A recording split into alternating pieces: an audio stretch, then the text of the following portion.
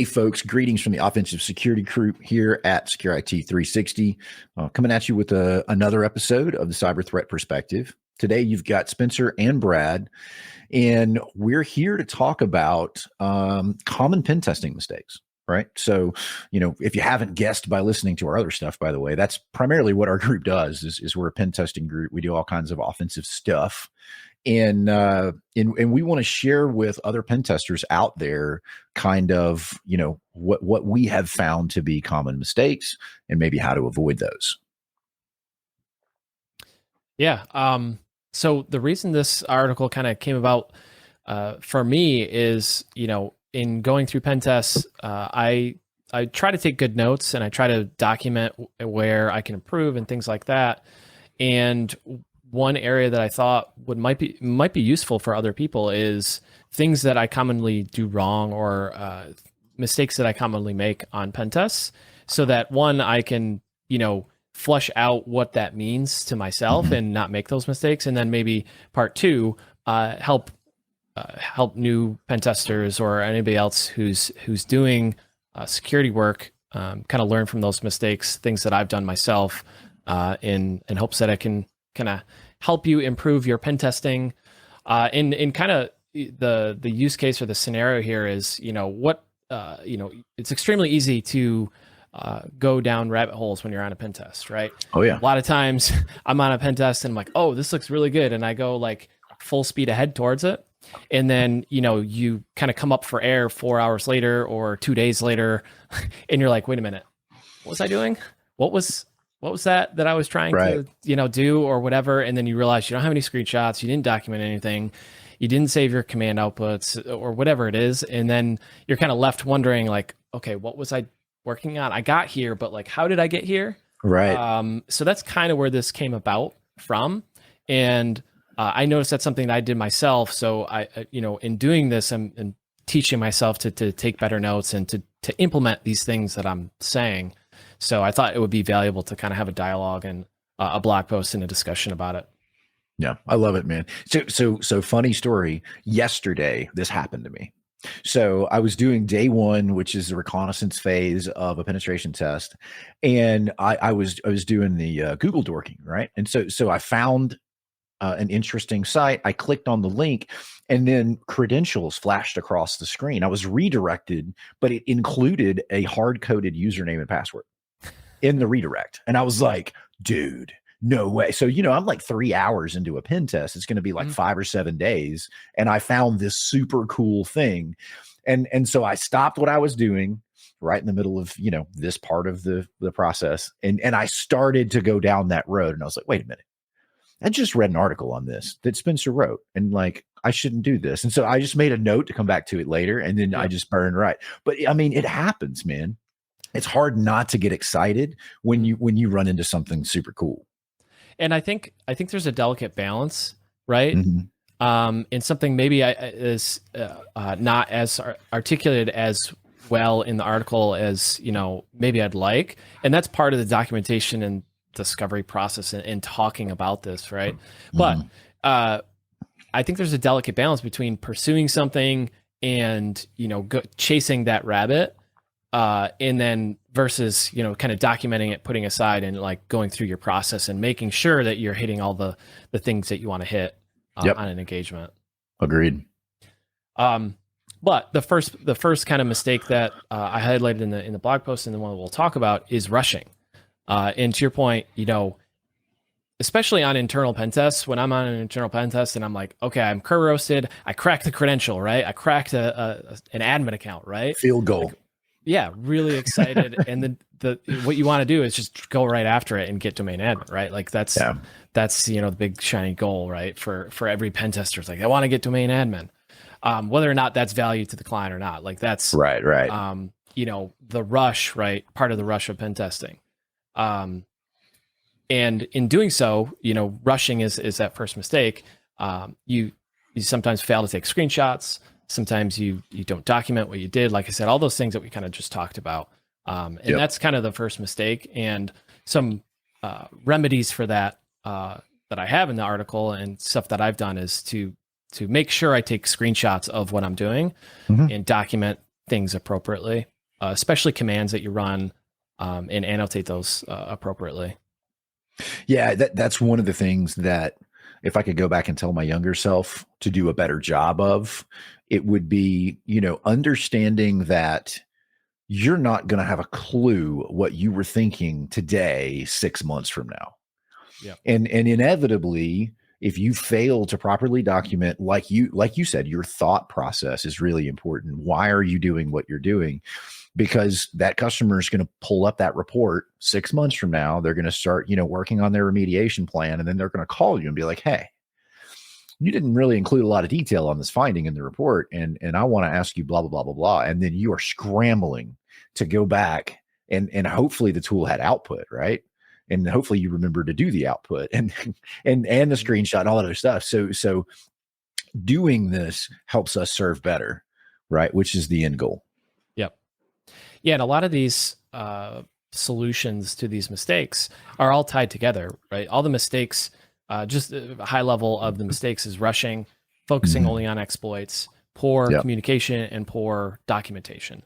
So you'll see a trend in this episode that all of these things are kind of tied together, and all of these things cause these mistakes, or kind of are root causes of these things, but they're also solutions for most everything we're going to talk about. Agreed. Which leads me to the next point is, you go down that rabbit hole, you exploit this thing, and you get to the end of the road and like, I did it. And then it's like, okay, so what, right? Oftentimes I ask myself, okay, I'm exploiting this thing, but so what? What does this mean? Yeah. And that's the next mistake, is focusing only on the exploits, or focusing only on the fancy technique or whatever it is, and not showing the business value, the business risk, not articulating that well. Agreed. So I run into this all the time in web pen testing, right? And so, when you're working towards finding a vulnerable component in a web application, you're effectively, we'll call it fuzzing, right? You're sending hundreds, if not thousands, of different types of input, and you're doing all this craziness, and you get to where you're rushing, right? Mistake number one. But more importantly, you're just trying to get that 500 to come back so that you can have a robust error message that you can use to then move to the next step. And it's really easy to do those 1, 2, 3 step processes, and then you end up getting it to work, but you don't know how you got there. All right. And it sounds goofy for me to be like, I have no idea how I ended up where I am right now. But if you've ever been in that zone where your brain is like, do the next thing, because, you're close and you can get it. And then you get there and you're like, crap, I'm going to spend an hour trying to figure out how I got where I'm at right now. Yep. Definitely. And, to me, on internal pen tests, it's something that I equate to, going through an exploit, or trying to attempt to exploit a system that has some service running, or maybe it's we got access to a credential and we move laterally to a server, and the question becomes, like, what now? Now what? What does this mean to the business? Right. So I say all that to say the solution to just focusing on the exploits is understand the business and what's valuable to the client, right? In the kickoff call with the client, or if you're internal, right? If you're an internal security person, have that discussion with your boss or the client and say, what data is valuable, what processes, what systems, what is valuable to the company, to the organization. So you can focus on that during your engagement, and really, drive the exploits to articulate that. So if you're exploiting something that has nothing to do with anything, like, cool, great, right? Good job. But we really want to be showing what the risk is to the organization. So focusing on those things, like moving laterally to a server that has PII on it, or credit card numbers, and showing, the total amount of records that are there. That's better than just exploiting a server just because you could. Completely agree with that. And that would be probably, if I had to pick one takeaway for new pen testers, folks who are doing this, in their first year of their career, is exactly that. It's remember what we're here for, right? This is not a flex. There's no pride here. You don't look bad if you don't get admin. Like Yep. it's okay. Remember, your goal here is to identify and communicate risk to the Yep. client. And that applies to all forms of pen testing, whether it's web, whether, because we run into this from time to time, in the web environment where we'll find a file upload vulnerability. Right. Yeah, I could go write like an ASP shell really quick and upload it and then be like, ha, LS, boom, I can see your files, man. They don't care about that, right? That's a flex, right? If I can illustrate and prove the file upload vulnerability exists and then move on. Because remember, they're not paying you to upload web shells. They're Mm. paying you to identify vulnerabilities in their code. So, and I'm using web as an example just because it's Yep. easy, but yeah, you're right. And sometimes you will have to go do that for customers because there are clients out there who are like, well, I don't believe you. I don't think there's any risk there. I'm like, okay, stand by. So Yep. it's important to have the skill set, right, and to have the ability to do that. But remember, that's not the end goal. Yep. Yeah, for sure. For sure. Uh, the next mistake that I'd like to cover, and it's in the blog post, is poor communication. So These all tie together so well. Like yeah, chasing the exploit, by the way, is part of the poor communication thing. So. yeah, exactly, and something that I hope you'll talk through more too, because I know you have a lot of experience with client communications and outreach and stuff like that. I've failed a lot is why I have experience in failure and trying not to do that. Yeah, I think that's naturally, the case for everybody is we learn best through failure, and hopefully Sure. it's not tremendously endangering failure, just small mistakes that kind of teach us a lesson, right? Right. But the mistake of poor communication, a lot of times, when you're in security and particularly in pen testing, one of the things that you come to discover is pen testing is a lot. It's almost as much, if not more, of documentation, report writing, communication than it is hacking things, right? It really It's is. like, you get into pen testing because you want to hack stuff and like do these exploits and stuff. It's like, it turns out there's actually a lot of client communication and relationship building and report writing. I have to tell people that all the time, right? Because when I'm talking to non-technical folks and I'm like, yeah, I'm a hacker for a living, right? And they're like, that is so cool. And I'm like, it is until you do it. And it's Yep. so not cool. And I mean, don't get me wrong. Like, yeah, it's super cool, Yeah. but it's, the super cool part of it is like 25%, and then the other 75% is actual work. And so, people don't realize that until they get into the industry. And then they're like, man, I haven't popped an account in 3 months. And I'm like, because that's not what we do. Yeah. Anyway, yeah. Yep. Yeah, and kind of the point of this mistake is really to call out that, one of the worst things you can do is go an entire engagement without talking to the client or whoever is kind of sponsoring the test. If you're an internal pen tester or internal analyst or something, communicate with bosses or those who are sponsoring the test. Communicate with the client. Communicate early. Communicate often. If you find something that's interesting or you're not sure is in scope, reach out to the client, verify the scope, verify this is okay. If you find something and you want to exploit it that you think is potentially dangerous, could cause an issue, let the client know, give them a heads up, ask them, for permission to do this thing that you want to do if that's the case. But I think good communication goes a long way. It does. And this is one of the things that even non-pen testers, I would say consumers of pen testing, should look at with their providers, right? Is how much communication do you get? Are they clear? Are they thorough? You should not go 24 hours without hearing from your pen tester during an engagement. Right. And so we have really strict protocols about mandatory daily communication and things of that nature because it is that important. Yep. And on that subject too, again, tying everything into this one piece, focusing on exploits. If you've reached a stage in your penetration test, especially for external and web, where you have the opportunity to launch like serious exploits against their environment, you should be calling them, right? You should be reaching out and saying, hey, depending on what it is. This is serious. We need to talk about it. Get on the phone with the customer because, by the way, especially if this is a production environment, which all external pen tests are, and some web app pen tests are, like that vulnerability is hanging out on the internet right now. And there are other people just as smart as we are who are attacking these systems. And so that is real present risk. And you need to get on the phone with the customer right away when you find it. Yeah. Yeah. And one of the things that was surprising to me, when joining the OffSec team was how much we communicate with the client, right? Mm-hmm. And how important that is, like you said, and how how much emphasis you have put on it for the team here. It's like communicate, as much as you possibly can, over communicate.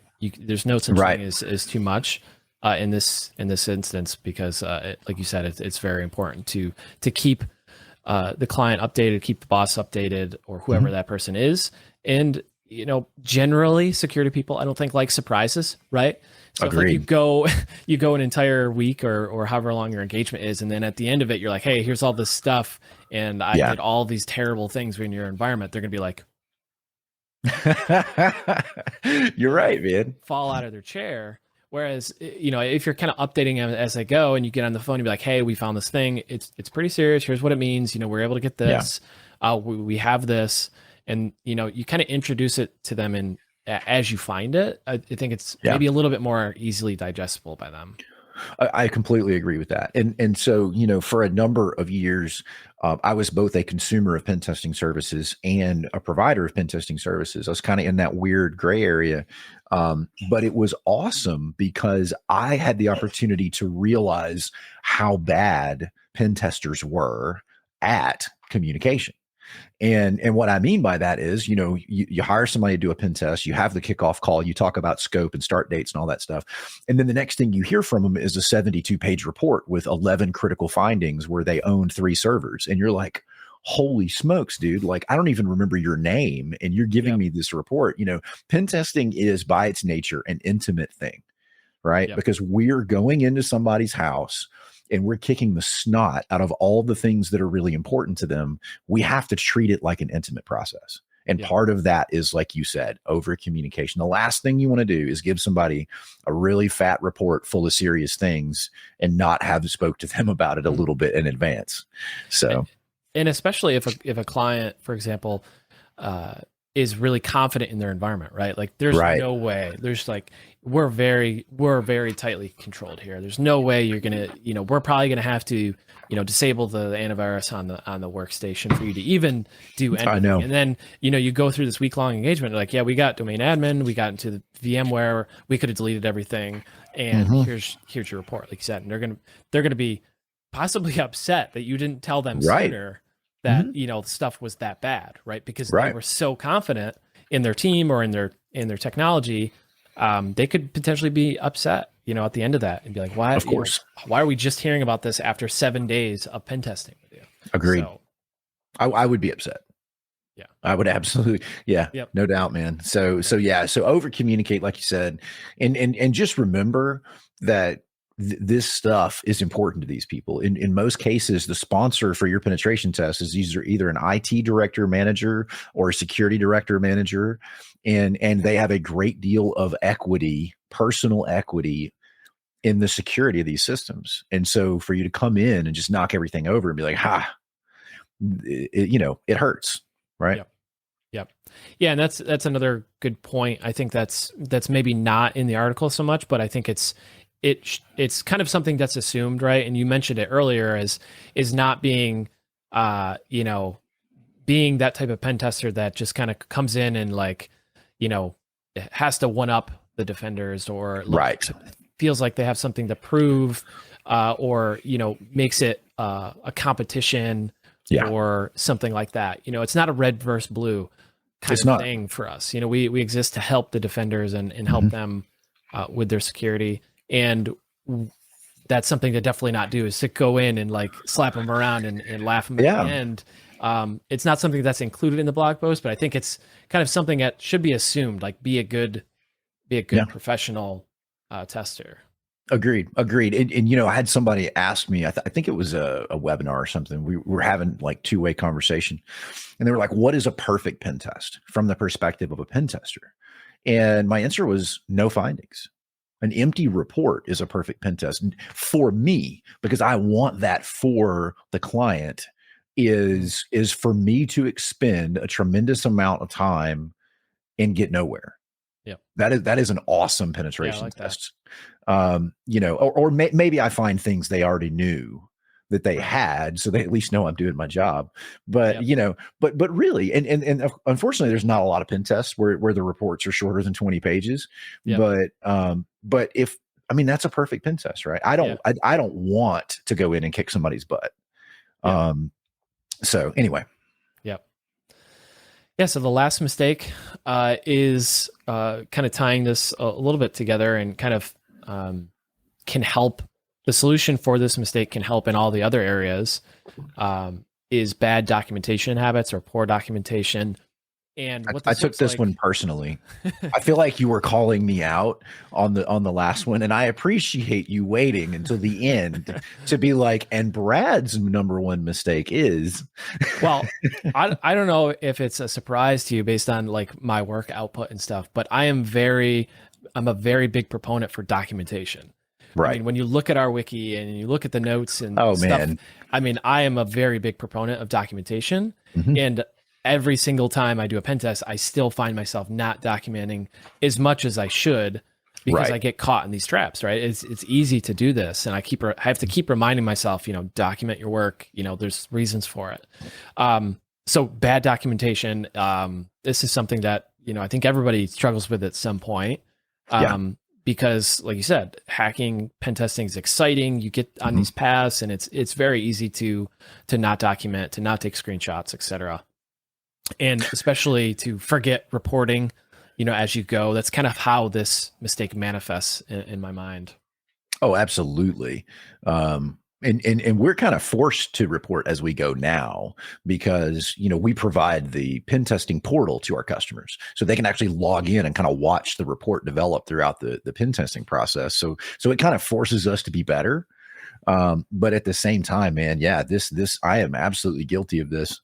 The the problem manifests itself in two ways, or I guess I should say the impact of this problem is twofold.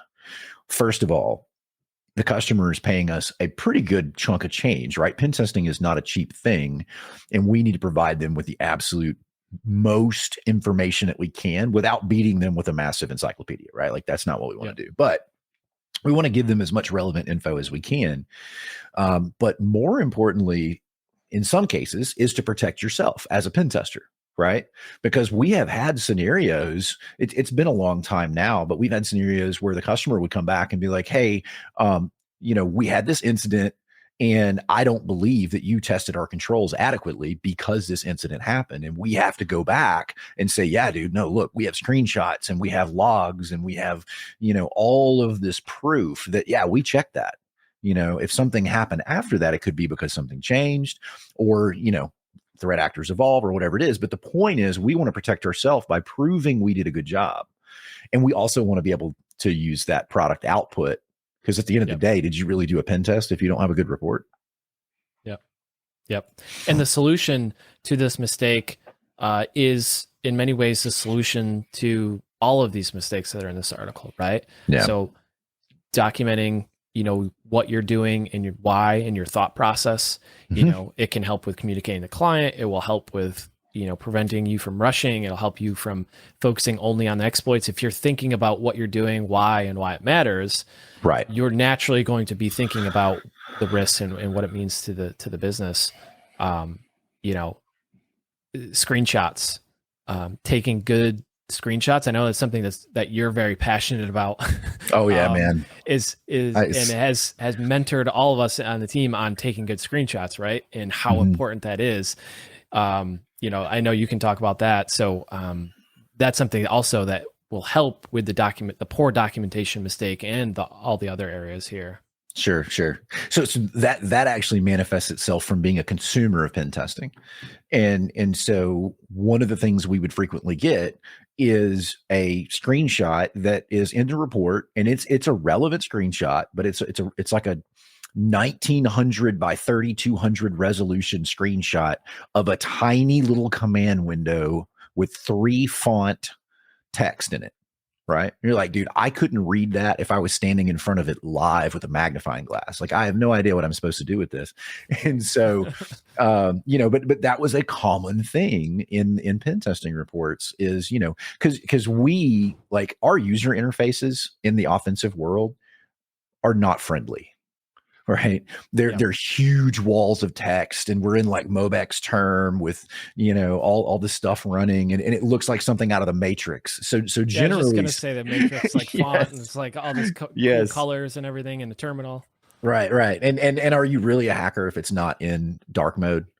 Yeah, absolutely. Yeah, I I mean, mean, not so of course. but so screenshotting most of the things we do is non-productive.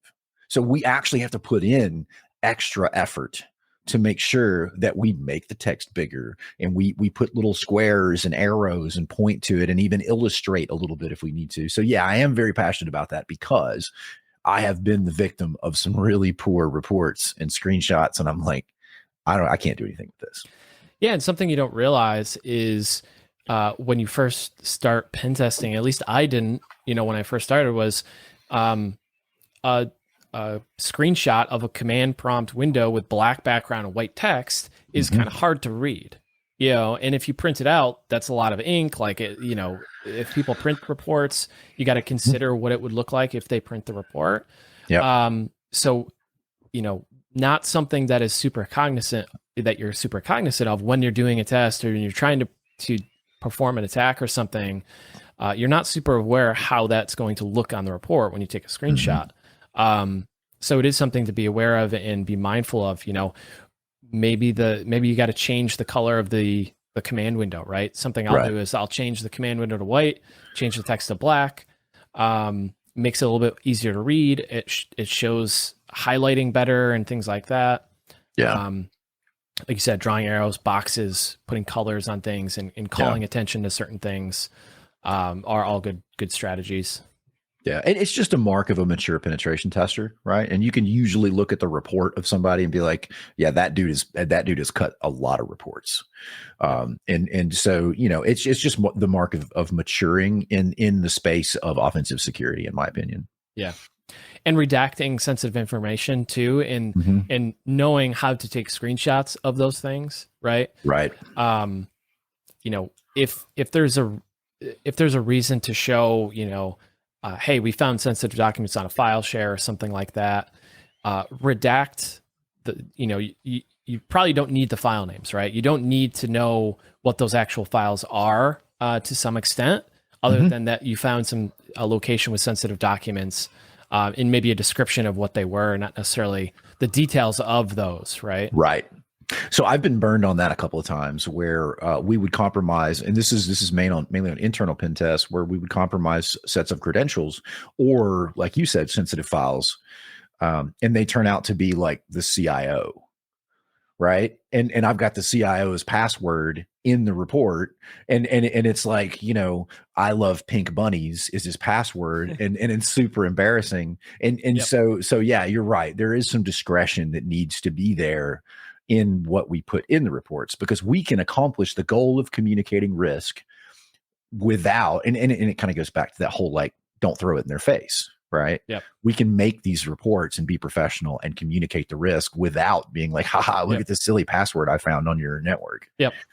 And it might sound strange, but there might be consumers of that report that might not necessarily have access or privileges to see that information or know that information, right? There might be auditors or compliance folks that are just checking to make sure that the pen test has been done and it's performed, to their standards, and they might not necessarily have a need to know of that information. It sounds kind of weird. It sounds kind of like a CISP, CISSP type course question or something. Right. But it is a reality that, in some large organizations, some people who see the report might not have, access to some of that sensitive information that's discovered in the pen test. So it's something to consider. Completely agree with that. Yeah. And if you need to deliver that sensitive information, do it in a side channel instead of in the main report. Because like you said, you don't know where they're going to send that report. Yeah. Cool, man. Yeah. So those were the 4 mistakes. So yeah, that's it. Yeah, no, I think this is a really good subject, and I know that it's not sexy, like we're not talking about like super cool RCEs, but honestly, the pen testing world, there's a lot of professionalism. It's not 1998, right? Like we're not phone freaking and like running from the FBI. Like this Unfortunately. is right. So, but we're here to be professionals and provide a service, and it is a mark of being really good at what you do if you can stay within the walls of what we're talking about today. Yeah, absolutely, absolutely. And it's something to consider if you have a firm come in and do a pen test or any security assessment. Look for these things. Like you said, it's a sign of a mature team, a mature Mhm. organization. Yep. And yeah, security is fun. It's exciting, and a lot of what we do in security, whether you're a pen tester, a red teamer, blue teamer, SOC analyst, whatever, a lot of it is documentation. There's a lot of soft skills, just like anywhere else, Sure. just in life in general. The soft skills are a prerequisite to doing well and, um, you know, having good relationships and all that stuff. So this stuff can be applied in some way, shape, or form to life or security as a whole. And I think it's a valuable discussion. Yeah, totally agree. And so we've only kind of scratched the surface on these. I know we could probably talk for another hour. But for those of you that are out there listening, you can reach out to us on social media. We'll include some links in the description of the episode. Let us know what kind of mistakes that you've seen, right? Some things that maybe you can bring to the table, and maybe we'll get another episode going to talk about those as well. But to wrap things up, if you enjoyed this episode, please share it with your friends. That's really what we're trying to do, is get the word out so that we can share this stuff with you guys. And check us out on our blog at offsec.blog. That's OFFSEC.blog. And have a good day. Thanks, everybody.